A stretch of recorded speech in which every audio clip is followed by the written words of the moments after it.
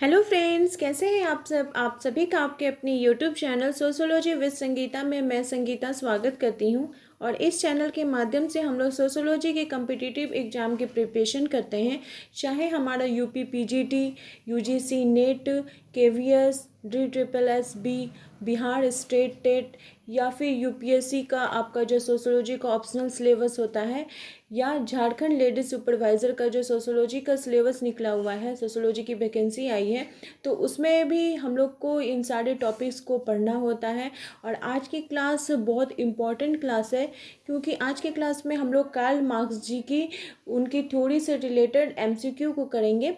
कल के रात वाले क्लास में हम लोगों ने उनकी थ्योरी को देखा था, तो उसी से रिलेटेड आज का एमसीक्यू है। और कार्ल मार्क्स ऐसे महत्वपूर्ण समाजशास्त्री हैं कि अगर सोशोलॉजी का किसी भी आप एग्ज़ाम को लीजिएगा तो उनसे रिलेटेड क्वेश्चन आपको देखने को मिलेंगे ही। ऐसा कोई भी एग्ज़ाम नहीं हुआ है कि कार्ल मार्क्स से रिलेटेड क्वेश्चन आपको पूछे ना गए हों। तो चलिए क्लास को लेट ना करते हुए स्टार्ट करते हैं। इनकी थ्योरी में हम लोगों ने देखा था कि कार्ल मार्क्स जी का जन्म 5 मई 1818 को जर्मनी के प्रसा नामक शहर में हुआ था, और इनकी मृत्यु 14 मार्च 1883 को हुई थी।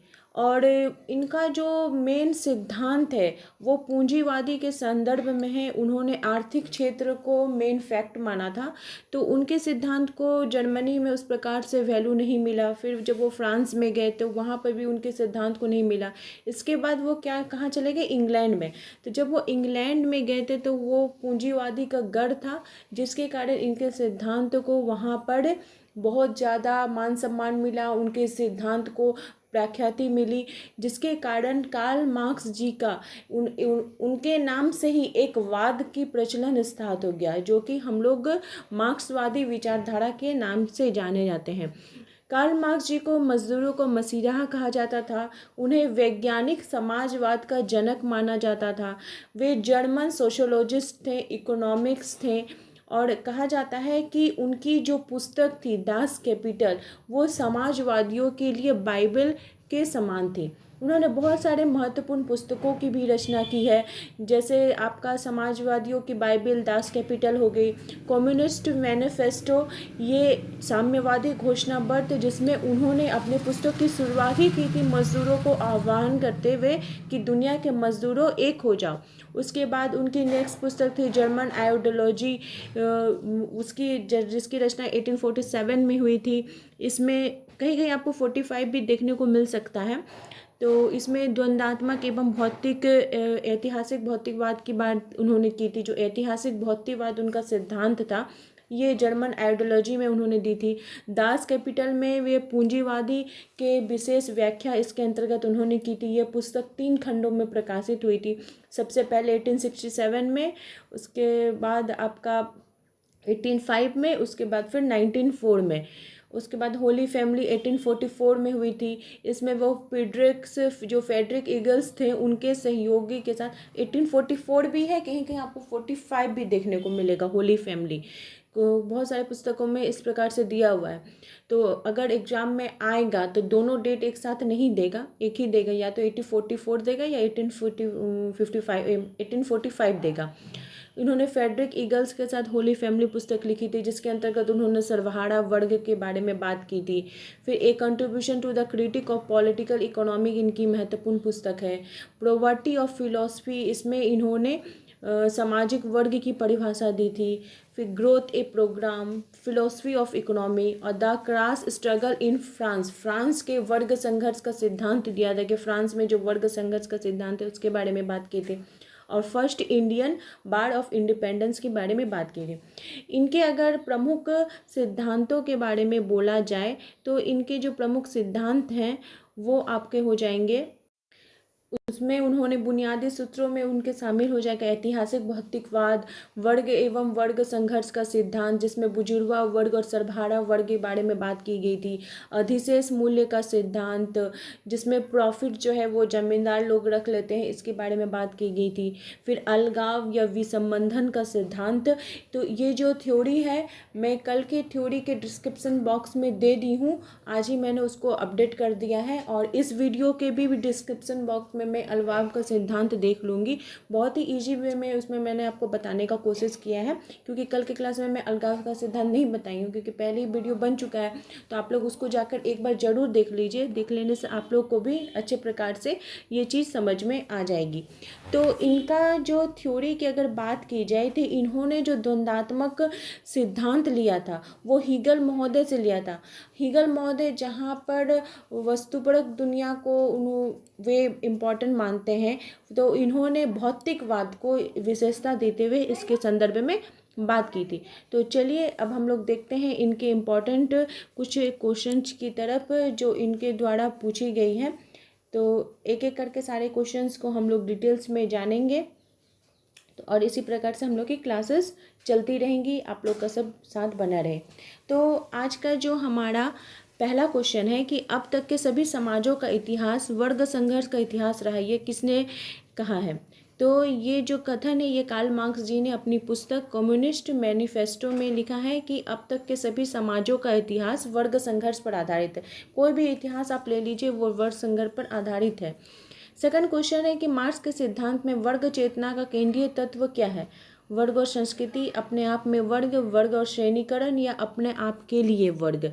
तो जो वर्ग चेतना है वो चेतना का जो संबंध है वो किसमें है? अपने आप के लिए वर्ग में है। कार्ल मार्क्स के अनुसार वर्ग के लिए सबसे बड़ी अनिवार्यता वर्ग चेतना है। वे कहते हैं कि जब एक धंधे में काम करने वाले लोग संगठित हो जाते हैं, उनमें यह चेतना आ जाती है कि हम एक ही पेशे से हैं, तो इस तरह का समूह अपने आप में वर्ग यानी क्लास इन इट्स सेल्फ है।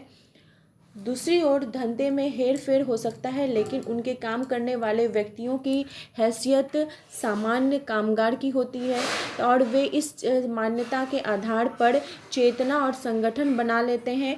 तो यह अपने लिए वर्ग जब अपने आप के वर्ग और अपने लिए वर्ग में बदल जाता है, तो ऐसी स्थिति में वर्ग संघर्ष तीव्र हो जाता है। हमारा क्वेश्चन नंबर थर्ड पूछा जा रहा है कि कार्ल मार्क्स जी के अनुसार वर्ग स्वयं तथा वर्ग स्वयं के लिए अवधारणाओं को किसने प्रस्तुत किया है? Max weber, Karl Marx, Coser या डेहरनडॉप? तो ये कार्ल मार्क्स जी का सिद्धांत है। इसकी उपयुक्त व्याख्या पहले ही दे दी गई है। और ये भी देखिए उत्तराखंड जीआईसी प्रवक्ता परीक्षा 2020 का ये क्वेश्चन है। सारे क्वेश्चन बहुत ही इंपॉर्टेंट है और इसी प्रकार के क्वेश्चन जो है आपके आने वाले एग्जाम में भी पूछे जाएंगे। हमारा नेक्स्ट क्वेश्चन है कि मार्क्स की छोटी पूंजीपतियों के प्रति सोच है कि वे डैश हैं, एकीकृत वर्ग है, संक्रामी वर्ग है, अपने आप में वर्ग है, अपने आप के लिए वर्ग है। तो मार्क्स का मानना था कि जो छोटे पूंजीपति हैं वो अपने आप में वर्ग के हैं। मार्क्स का मानना है कि फैक्ट्री प्रणाली में उत्पादन बड़े पैमाने पर होता है। इसके कारण बहुधा अति उत्पादन से ऐसी स्थिति उत्पन्न हो जाती है जिससे कि अधिकाधिक व्यापार चक्र या व्यापारिक संकट काल का उद्भव संभावित होता है और इसके फलस्वरूप छोटे मिल मालिकों को हानि होती है और धीरे धीरे उनका सब कुछ बड़े पूंजीपतियों के हाथ में चला जाता है, जिससे पूंजी का जो उत्तरोत्तर केंद्रीकरण है कुछ लोगों के हाथ में हो जाता है। परिणाम स्वरूप क्या होता है कि जो छोटे पूंजीपति हैं उनकी संख्या पूंजीपति वर्ग से बाहर निकल के श्रमिक वर्ग के में सम्मिलित हो जाती है, जो अपने आप में वर्ग बनाते हैं। तो ये कथन किसका है? तो कार्ल मार्क्स जी का है। हमारा नेक्स्ट क्वेश्चन है कि मार्क्स ने समाज में वस्तुपरक रूप से संरचनात्मक आर्थिक असमानताओं की व्याख्या की है। तो किस संदर्भ में की है? परिस्थिति के रूप में, वर्ग के रूप में, संपत्ति के रूप में या जाति के रूप में? तो ये वर्ग के रूप में वे अपने आर्थिक असमानताओं को बताते हैं कि समाज के अंतर्गत क्या है, दो प्रकार के वर्ग हैं और ये दो प्रकार के जो वर्ग हैं उसमें परिवर्तन जो होता है वस्तुगत नियमों से ही होता है। वस्तुगत नियम के अनुसार एक सामाजिक आर्थिक ढांचा दूसरे की जगह लेता है। जैसे एक फैक्ट्री में काम करने वाले लोगों में यह चेतना आ जाती है कि हम एक पैसे में हैं, तो इस तरह का समूह बनता है कि वे अपने आप के वर्ग के रूप में गठन हो जाता है। नेक्स्ट क्वेश्चन है कि वर्ग संघर्ष के सिद्धांत के प्रतिपादक कौन है? तो वर्ग संघर्ष का सिद्धांत किनके द्वारा दिया गया है? तो ये कार्ल मार्क्स जी के द्वारा दिया गया है। वर्ग संघर्ष का सिद्धांत कार्ल मार्क्स जी के द्वारा, इनको मार्क्सवादी विचारधारा के प्रवर्तक माना जाता है और ये वर्ग संघर्ष सिद्धांत के प्रतिपादक थे। उनका मानना था कि वर्ग संघर्ष सामाजिक परिवर्तन लाने वाली मुख्य ताकत होती है। कम्युनिस्ट मैनिफेस्टो में मार्क्स तथा एंगल्स ने अपने विचार स्पष्ट तथा संक्षेप में रखे थे। उनके सहयोगी कौन थे? ईगल्स महोदय या एंजल्स महोदय थे। कहीं कहीं नाम में आपको डिफरेंस देखने को मिल सकता है। ये इनकी विचारधारा थी जो कि बहुत ही महत्वपूर्ण विचारधारा थी। इन्होंने अपने वर्ग संघर्ष सिद्धांत के अंतर्गत 2 प्रकार के वर्ग बताए थे, बुजुर्वा वर्ग और सर्वहारा वर्ग। जो बुजुर्वा वर्ग के लोग होते हैं उन्हें पूंजीपति वर्ग के अंतर्गत रखा जाता है और जो सर्वहारा वर्ग के लोग होते हैं इसके अंतर्गत जितने भी श्रमिक प्रकार के वर्ग हैं वे आ जाएंगे। वो जो आपके हमारा नेक्स्ट क्वेश्चन है कि वर्ग संघर्ष सिद्धांत के प्रतिपादक कौन थे? तो कार्ल मार्क्स। क्वेश्चन नंबर 8 पूछा जा रहा है कि किनका नाम वर्ग संघर्ष से जुड़ा है? तो वर्ग संघर्ष मतलब कार्ल मार्क्स जी। ये भी उत्तराखंड के क्वेश्चन में है। नेक्स्ट क्वेश्चन है कि मार्क्स के कथा अनुसार वर्ग संघर्ष में किन 2 वर्गों के बीच संघर्ष होता है? कौन से 2 वर्गों के बीच में होता है? पूंजीपति और सर्वहारा के बीच, शासक एवं शासित के बीच, शिक्षित एवं अशिक्षित के बीच, या मालिक एवं मजदूरों के बीच? तो उन्होंने जो 2 वर्ग बताए थे वे 2 वर्ग कौन कौन से थे बताइए आप लोग। देखिए ये क्वेश्चन आपको कंफ्यूज करने वाला हो सकता है क्योंकि सब में वैसे शासक और शासित, मालिक और मजदूर, पूंजीपति और सर्वहारा, शिक्षित एवं अशिक्षित। तो इसका जो राइट आंसर हो जाएगा वो हो जाएगा पूंजीपति एवं सर्वहारा। उन्होंने पूंजीपति, ये याद रखिएगा, वो कहाँ पे वो गए थे? इंग्लैंड में गए थे, पूंजीपति गढ़ में गए थे। मार्क्स और एंजल्स ने लिखा है कि आजाद तथा दास, कुलीन तथा सामान्य जन, जमींदार एवं सर्फ मतलब कृषिदास, श्रेणी प्रमुख तथा कारीगर, एक शब्द में कहें तो शोषक और शोषित एक दूसरे का विरोध लगातार करते रहे हैं। निरंतर कभी दबे रूप में कभी खुले रूप में युद्ध हुआ है। प्रत्येक स्तर पर मुख्य विरोधी उत्पादन प्रक्रिया के अंतर विरोध से पहचाने जाते हैं। अगर 2 वर्ग सिद्धांत एक दूसरे के विरोधी भी हैं तो भी वे स्वतः संघर्ष में नहीं पड़ते। संघर्ष होने के लिए आवश्यक है वे अपने वर्ग हित तथा पहचान के प्रति जागरूक हो, साथ ही अपने विरोधी के हितों तथा पहचान के प्रति सजग रहें। इस प्रकार की वर्ग चेतना के विकसित होने के उपरांत राजनीतिक गोलबंदी के तहत वर्ग संघर्ष होते हैं। कार्ल मार्क्स ने लिखा है कि पूंजीपति और सर्वहारा के बीच जो संघर्ष होगा वो सर्वहारा वर्ग की विजय को सुनिश्चित करेगा। क्वेश्चन नंबर 10 पूछा जा रहा है कि निम्नांकित में से किसने समाज के अध्ययन में बुजुर्वा और सर्वहारा पदों का प्रयोग किया है? तो समाज को वर्गीकरण करने में बुजुर्वा और सर्वहारा की बात किनके द्वारा की गई है? तो यह कार्ल मार्क्स जी के द्वारा किया गया है। ठीक है। बुजुर्वा जो कि एक फ्रेंच भाषा का मध्यकालीन शब्द है जिसका प्रयोग फ्रांस के मध्य वर्ग के नागरिकों के लिए किया जाता था। ऐसे व्यक्ति को एक और किसानों से तो दूसरी ओर समाजों के संभ्रांत वर्गों से अलग किया गया।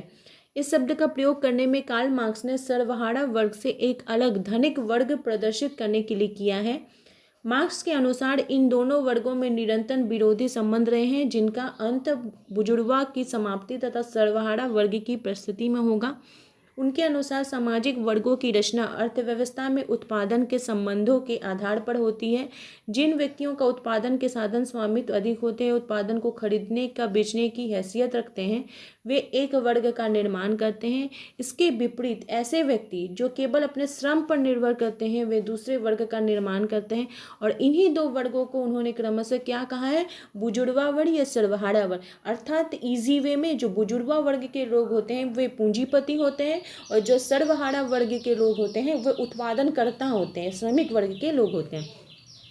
नेक्स्ट क्वेश्चन है कि पूंजी वो धन है जिसका उपयोग श्रमिकों का शोषण करने के लिए किया जाता है। यह कथन किसका है? तो मार्क्स जी का है कि पूंजी रहेगा तो ही श्रमिक लोग का शोषण होगा। आधुनिक पूंजीवादी समाज में व्यक्तिगत संपत्ति जो प्राइवेट प्रॉपर्टी होती है उसमें सबसे अधिक संगठित होती है। लाभ उत्पादन का परम लक्ष्य होता है। पूंजीपति मजदूरों के श्रम को उचित मूल्यों से कम मूल्यों में खरीदकर अतिरिक्त मूल्यों को पूंजी के रूप में बदल देते हैं। इस तरह पूंजी से पूंजी की सतत वृद्धि होती रहती है। मार्क्स के अनुसार पूंजी वह धन है जो श्रमिकों के शोषण के निमित्त प्रयोग किया जाता है। यही शोषण कालांतर में वर्ग संघर्ष का मुख्य कारण बना, मेन फैक्टर पूंजी है। नेक्स्ट क्वेश्चन है कि किसने कहा है कि प्रतिस्पर्धा पूंजीवाद की एक विशिष्ट आवश्यकता है। प्रतिस्पर्धा यानी जो आपस में दो वर्गों के बीच जो कंपटीशन रहेगा वो किनके द्वारा कही गई है, तो यह कथन कार्ल मार्क्स जी के द्वारा कही गई है। इन्होंने इसकी व्याख्या करते हुए बताया है कि प्रतिस्पर्धा दो या दो से अधिक व्यक्तियों या समूहों के मध्य किसी सीमित वस्तु, अधिकार या सेवा को प्राप्त करने हेतु प्रथा या नियम के अंतर्गत किया गया प्रयत्न है। कार्ल मार्क्स ने जोर देकर कहा है कि प्रतिस्पर्धा पूंजीवाद की विशिष्ट आवश्यकता है। अगर जहाँ भी आपको कंपटीशन देखने को मिलेगा वहाँ पे जरूर वो पूंजीवादी फैक्टर इन्वॉल्व होगा, जिसके कारण उस समाज के अंतर्गत जरूर कंपटीशन होगा। नेक्स्ट क्वेश्चन है कि पूंजीवाद में अलगाव के अवयव हैं। अलगाव के सिद्धांत के आधार पर ये हैं उत्पादक गतिविधि, सहकर्मी श्रमिक, उत्पाद या मानवीय सामर्थ्य। तो इस क्वेश्चन का राइट आंसर हो जाएगा 1, 2, 3, 4, ये चारों ही इसके अलगाव के लिए मुख्य अवयव के रूप में है, मेन फैक्टर हैं इसके। तो पूंजीवाद में अलगाव के अवयव हो जाएंगे उत्पादन गतिविधि यानी प्रोडक्टिव एक्टिविटी, उत्पाद, फिर प्रोडक्ट, सहकर्मी श्रमिक यानी फेलो वर्कर्स, और मानवीय सामर्थ्य यानी ह्यूमन पोटेंशियल। नेक्स्ट क्वेश्चन है कि मार्क्स के सामाजिक परिवर्तन संबंधी सिद्धांत में किस मूलभूत अवधारणा का प्रयोग किया गया है। सामाजिक परिवर्तन का सिद्धांत में कौन सी अवधारणा को लिया गया है। सामाजिक सुरक्षा, प्रौद्योगिकी प्रविधियां, उत्पादन की शक्तियां या सर्वहारा वर्ग की निर्धनता। तो उत्पादन की शक्तियां ये चीज़ को लिया गया है। हम लोग इसका देखते हैं कि मार्क्स के अनुसार जो सामाजिक संरचना है वो दो तत्वों से मिलकर बनते हैं। अधो या आधारभूत संरचना जिसको सब स्ट्रक्चर बोला जा रहा है, और दूसरा है अधि संरचना या आश्रित संरचना जिसको सुपर स्ट्रक्चर बोला जाता है। तो जितने भी उत्पादन प्रणालियाँ होती हैं उनका जो आधारभूत संरचना होता है वो समाज के विभिन्न अंग होते हैं, जैसे सरकार हो गया, धर्म हो गया, परिवार हो गया, आदर्श, दर्शन। तो ये सभी आश्रित संरचना के अंतर्गत आएंगे। इसलिए मार्क्स ने कहा है कि उत्पादन प्रणाली ही समस्त सामाजिक व्यवस्था की आधारशिला है। अगर जैसा जिसका धर्म होगा, परिवार होगा, जैसे इसकी स्थिति होगी, उसका समाज में भी वैसा ही स्थान देखने को मिलेगा। कार्ल मार्क्स के अनुसार निम्नलिखित में से कौन सा चेतना का आधार है। उत्पादन की शक्तियाँ, पूंजी तथा श्रम, उत्पादन की पद्धतियाँ या उपर्युक्त सभी। तो वर्ग कौन सा चेतना का आधार हो जाएगा, तो आपका उत्पादन की शक्तियाँ, पूंजी तथा श्रम, उत्पादन की पद्धतियाँ। तो उत्पादन की पद्धतियाँ जो है वो चेतना का आधार माना जाएगा। कार्ल मार्क्स जी ने उत्पादन की पद्धतियों को यानी इसको चेतना का आधार माना है कि किसी भी इतिहास का आधार और राज्य की जो गतिविधियां का विवरण होता है वो उत्पादन की पद्धतियों पर निर्भर रहता है। हमारी जो सामाजिक चेतना होती है वो धर्म, दर्शन, आचार, ऐसे कई सामाजिक सांस्कृतिक स्वरूप उत्पादन की पद्धतियों से जुड़े होते हैं। हमारा नेक्स्ट क्वेश्चन है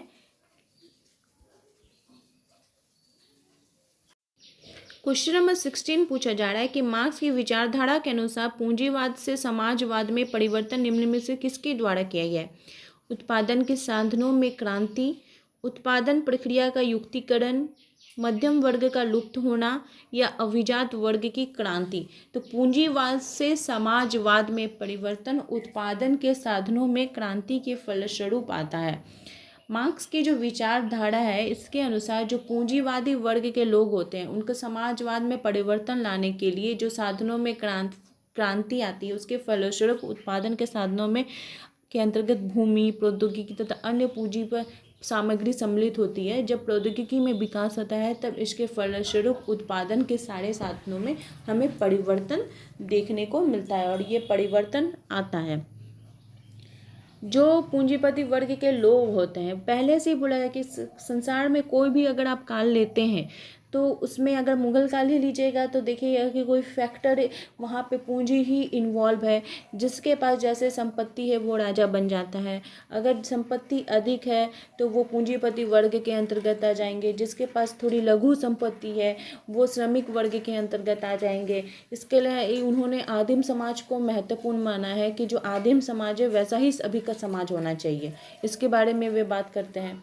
नेक्स्ट क्वेश्चन है कि किसके सामाजिक उद्विकास के आर्थिक निर्णयवाद का सिद्धांत दिया है। सामाजिक बुद्ध विकास के आर्थिक निर्णयवाद का सिद्धांत किनके द्वारा दिया गया है, तो कार्ल मार्क्स जी के द्वारा दिया गया है। इन्होंने आर्थिक व्यवस्था की सामाजिक व्यवस्था की आधारशिला है। सामाजिक संरचना में परिवर्तन तभी आता है जब आर्थिक व्यवस्था में परिवर्तन आती है। देखिएगा, कहीं का अगर आर्थिक व्यवस्था चेंज हो जाता है तो वो सोसाइटी भी चेंज हो जाता है, सोसाइटी के अंतर्गत भी हमें चेंज देखने को मिलता है। और ये जो परिवर्तन है ये मेन फैक्टर होता है कि किसी भी राज्य का परिवर्तन करे, किसी भी देश का परिवर्तन करे। तो इसके लिए उन्होंने अपने विचार में आर्थिक निर्धारणवाद का सिद्धांत दिया है और उन्होंने कहा है the mode of production determines the general character of the social, political and spiritual process. Next question है कि मार्क्स के अनुसार सामाजिक परिवर्तन उत्पन्न करने वाली शक्ति है, जो सामाजिक परिवर्तन उत्पन्न करने वाली शक्ति क्या है, तो उन्होंने मेन फैक्टर्स, कार्ल मार्क्स आएगा तो आप याद रखिएगा, उन्होंने पूंजीपति आर्थिक व्यवस्था को आधार माना है। किसने आर्थिक निर्धारणवाद के संदर्भ में अपने सिद्धांत का प्रतिपादन किया है, तो कार्ल मार्क्स ने आर्थिक निर्धारणवाद के संदर्भ में अपने सिद्धांत का प्रतिपादन इन्होंने किया है। नेक्स्ट क्वेश्चन है कि कार्ल मार्क्स ने वर्ग निर्माण जिस आधार पर स्वीकार किया है वो है, उन्होंने वर्ग निर्माण किस आधार पर स्वीकार किया है, धार्मिक, सांस्कृतिक, सामाजिक या आर्थिक। तो ये आपका बहुत इम्पॉर्टेंट है, इसमें इन्होंने वर्ग यानी क्लासिफिकेशन की बात की है। तो कार्ल मार्क्स ने वर्ग निर्माण जो है वो इसका जो मूल आधार है उसको स्वीकार किया है आर्थिक आधार पर, इसलिए कार्ल मार्क्स को आर्थिक निर्धारणवाद भी कहा जाता है। ये भी चीज़ याद रखिएगा, बहुत ही इम्पॉर्टेंट है कि कार्ल मार्क्स को क्या कहा जाता है, आर्थिक निर्धारणवाद कहा जाता है। उसमें उन्होंने जिसके पास है उसको हैव के अंतर्गत रखा है, जिसके पास नहीं है इसके अंतर्गत उसको हैव नॉट के अंतर्गत रखा है।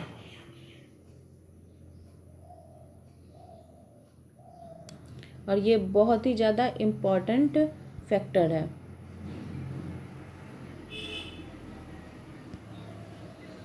इसको आप लोग जरूर इसको याद रखिएगा, हैव्स और हैव नॉट में इसको वर्गीकृत किया गया है। नेक्स्ट क्वेश्चन है हमारा कि धर्म जनमानस के लिए अफीम है, ये किसका कथन है। मैंने आपको कल के क्लास में भी बताया था कि धर्म को जनता के लिए अफीम किन्होंने माना है, तो कार्ल मार्क्स ने माना है कि धर्म क्या है, ये जनता के लिए अफीम के समान है। धर्म के उन्मूलन की बात नहीं की है, लेकिन जिस प्रकार व्यक्तिगत संपत्ति की समाप्ति की बात की है, पर उन्होंने पूंजीवादी अर्थव्यवस्था की बात की, धर्म में भी मनुष्य के अलगाव की कल्पना की है। मार्क्स ने कहा है कि मनुष्य जितना ही ईश्वर में विश्वास रखेगा उतना ही स्वयं से दूर होता जाएगा। उसने कहा है कि धर्म जनता के लिए अफीम है। लोग स्वयं व अन्य मानवों पर किए गए अन्याय एवं असमानताओं की ईश्वर इच्छा के रूप में स्वीकृति प्रदान करते हैं। बोला ना, जो ईश्वर की इच्छा होगी वही होगी। इसके परिणाम स्वरूप दमन के विरोध प्रतिरोध जो होता है वो कम होता है। धर्म बाद के जीवन का सुखकर होने के विश्वास दिलाता है। और मार्क्स का विचार है कि धर्म असमानता एवं शोषण के विरुद्ध बगावत की संभावना को कम कर देता है। देखिए क्या बोला जाता है कि आप पहले भी देखिएगा कि जो लोग श्रमिक वर्ग के लोग थे, जो किसान मजदूर थे, तो उनके ऊपर जो जमींदार वर्ग लोग थे वो उतना अपना फसल को लिए लेते थे, लगान लेते थे। उनका फसल अच्छा नहीं होता था, फिर भी उनको जब पूंजीपति वर्ग के लोगों को, जमींदार वर्ग को लगान देना पड़ता था, तो वो क्या बोलते थे कि ये सब हमारे भाग्य का दोष है, ये सब भगवान की इच्छा है, अच्छा अभी ऐसा समय हुआ है तो फिर बाद में और अच्छा आएगा समय। तो ये सब क्या है, वो धर्म के प्रति उनकी अंधभक्ति थी, जिसके कारण वो स्वयं से, उनके अपनी मेहनत से, उनके अपनी पूंजी से, उनके अपने अधिकार से वे क्या होते जा रहे थे, दूर होते जा रहे थे। तो आई होप आप लोगों को आज का क्वेश्चन का सीरीज़ हेल्पफुल लगा होगा। इसी प्रकार से आप लोग मेरे चैनल के साथ बने रहिए, हम लोग थ्योरी वाइज और इसके एमसीक्यू वाइज कवर करते चलेंगे। मेरे इस चैनल के साथ बने रहने के लिए आप सभी का धन्यवाद।